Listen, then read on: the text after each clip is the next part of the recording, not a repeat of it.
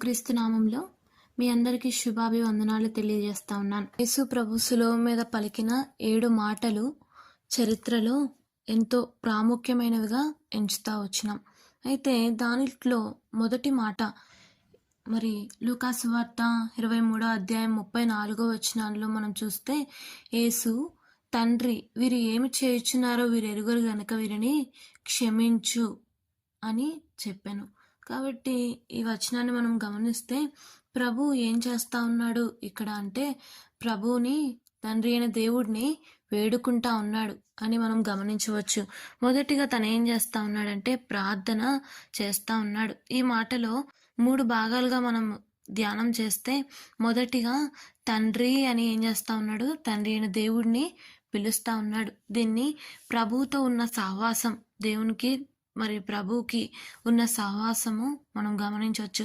రెండోదిగా ఏం చేస్తా ఉన్నాడు అంటే, వీరు ఏమి చేయించున్నారో వీరు ఎరుగరు. వాస్తవానికి మరి ప్రభువుని సిలువ వేసేటప్పుడు తనతో ఉన్నవారే తను మరి చేసిన అద్భుతాలను చూస్తూ వచ్చినారు. 5 రొట్టెలు 2 చేపల్ని విస్తారంగా చేసినప్పుడు ప్రభుతో ఉండి ప్రభుతో తిన్నవారే మరి ఏం చేస్తూ వచ్చారు అంటే, తిరిగి దేవునిపై రాళ్ళు విసరడానికి మరి సిద్ధమవుతా వచ్చినారు.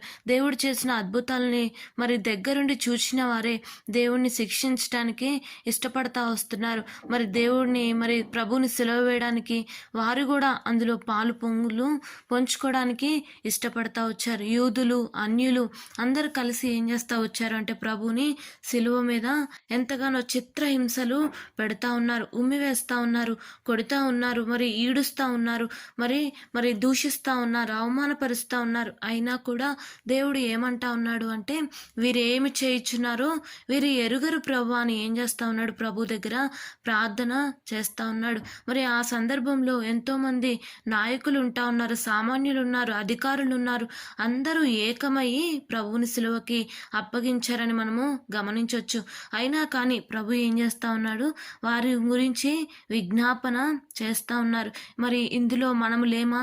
చాలాసార్లు మనం కూడా ప్రభు చేసిన అద్భుతాలను మనం చూస్తాం, ప్రభు చేసిన కార్యాలను మనం రుచి చూచి కూడా అనుదినము ప్రభుని ఏం చేస్తూ ఉన్నాము, మరి సిలువ వేస్తూ ఉన్నాం. మన చూపుల ద్వారా, మన నడత, మన క్రియల ద్వారా, మరి బాహటంగా మరి రహస్యంగా ప్రభుని ఏం చేస్తూ ఉన్నాము, సిలువ వేస్తూ ఉన్నాం. అందుకే దేవుడు మన గురించి కూడా ప్రభు ఏం చేస్తూ ఉన్నాడు అంటే విజ్ఞాపన చేస్తూ ఉన్నాడు. మరి ప్రభా వీరు ఏం చేస్తున్నారో వీరు ఎరుగరు అని ప్రభు సిలువ మీద పలుకుతా వచ్చినాడు. అంటే క్షమాగుణం ప్రభులో ఉంది.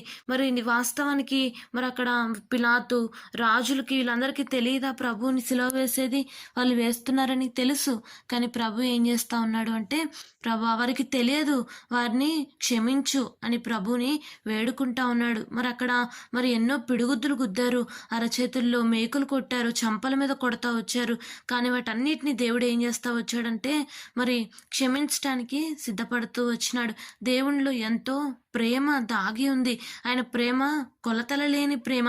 మరి బిడల్ని వీరందరినీ రక్షించాలి. మరి నిజానికి దేవుడి లోకానికి వచ్చింది తనకున్నదంతా వదులుకొని వచ్చాడు. ఎందుకు అంటే నిన్ను నన్ను రక్షించడానికి ఒక గొర్రె పిల్లగా ఈ లోకానికి వస్తూ వచ్చినాడు. కాబట్టే ప్రభు ఏం చేస్తా వచ్చాడంటే తన్ను తాను అప్పగించుకున్నాడు. మరి ఒక మాదిరిని చూపడానికి ప్రభు సిలువలో మన కోసము ప్రార్థన చేస్తూ వచ్చాడు. మూడోదిగా ఏం చేస్తూ వచ్చాడు అంటే, వీరిని క్షమించుము అని ప్రభువుని వేడుకుంటా వచ్చినాడు. తాము చేయించినది ఎంత ఘోరమైనదో, ఎంత భయంకరమైనదో ప్రభు వారికి తెలియదు. కాబట్టి నువ్వేం చేయి, వారిని క్షమించు అని ప్రభు దగ్గర వేడుకుంటా వచ్చినాడు. ఆ సిలువ మీద మరి 2 కొయ్యలను మనం చూస్తాం. మొదటిది నిలువుది. మరి నిలువటిది దేనికి సాదృశ్యము అంటే, ప్రభువు మరి మనల్ని క్షమించినాడు. మరి అడ్డంగా ఉన్న కొయ్య దేనికి సాదృశ్యము అంటే, నేను క్షమించిన రీతిగానే మీరు కూడా క్షమించండి, మీ సహోదరుని క్షమించండి అని మరి కొండ మీద ప్రసంగంలో మనం చూస్తాం. ఏమని అంటే, నిన్ను హింసించు వారిని ప్రేమించాలా, మరి మనల్ని బాధించే వారిని మనం క్షమించాలా అని కొండ మీద ప్రసంగంలో ప్రభువు ప్రసంగిస్తూ వచ్చినాడు. కాబట్టే మరి దేవుడు అదే మాదిరిని శిలువ మీద మరి రుజువు చేస్తూ వచ్చినాడు. ప్రభువు చెప్పి చేసేవాడు కదా. చాలాసార్లు మానవులుగా మనము చెప్తాం, కానీ దాన్ని ఆచరించే విషయంలో తప్పిపోతాం. కానీ ప్రభువు మాత్రము చెప్పి దాన్ని రుజువు చేస్తూ వచ్చినాడు కదా. మరి వాస్తవానికి అది అన్యాయంగా మరి ప్రభు సిలువ వేయడానికి ఇష్టపడతా వచ్చినాడు. ఆయనకు ఆ తీర్పు సరైనది కాదు కదా. మరి దొంగలు మరి యేసు ప్రభు మధ్యలో సిలువ వేయబడతా వచ్చినాడు. కుడివైపున దొంగ, ఎడమ వైపున ఒక దొంగ సిలువ వేయబడతా వచ్చినారు. కానీ అది వారి జీవితాల్లో అది న్యాయమే, కానీ ప్రభువుకి ఇది అన్యాయంగా వేయబడతా వచ్చిన తీర్పు అన్నమాట. కానీ అన్యాయమైన తీర్పును కూడా ప్రభువు మరి పొందుకోవడానికి ఇష్టపడతా వచ్చినాడు. ఎందుకు అంటే నా పాపముల నిమిత్తమే కదా. మరి ఈనాడు ఇంకా నువ్వు క్షమించబడకుండా ఉన్నావా? ప్రభు యొద్దకు రా, ప్రభా నన్ను క్షమించు, నా పాపాలు క్షమించు అని నువ్వు ఎప్పుడైతే మరి దేవుని యొద్దకు వస్తావో, ఆయన మార్గంలోకి వస్తావో, నువ్వు కూడా ఈ క్షమాపణ పొందుకుంటావు. మరి ఈ లోకంలో ఏ మానవుడు మనల్ని క్షమించడు.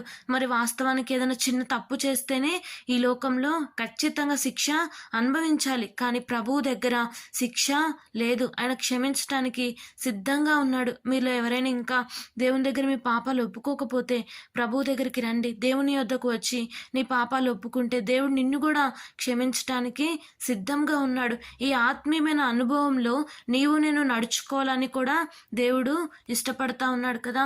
మరి దేవుడు ఏ రీతిగా అయితే మరి వారిని క్షమించాడో, మరి మనం కూడా ఏం చేస్తూ రావాలి అంటే మన తోటి వారిని మనము క్షమించాలా. మరి అదే ఈ మొదటి మాట ద్వారా మనం ఏం నేర్చుకోవచ్చు అంటే, మొదటిగా మనము క్షమాపణ హృదయము కలిగి ఉండాలా, రెండోదిగా శత్రువుల్ని ప్రేమించాలా, మూడోదిగా హింసించే వారి కొరకు మనం కూడా ప్రార్థన చేస్తూ రావాలా. క్రైస్తవుడు అంటేనే క్షమించువాడు. శిలువ మీద ప్రభువు మనకి మాదిరి చూపుతూ వచ్చినాడు. కాబట్టి మనం కూడా ఈ మొదటి మాటను మనం కూడా మన జీవితాల్లో ఆచరించడానికి ప్రభు సహాయం చేయను గాక.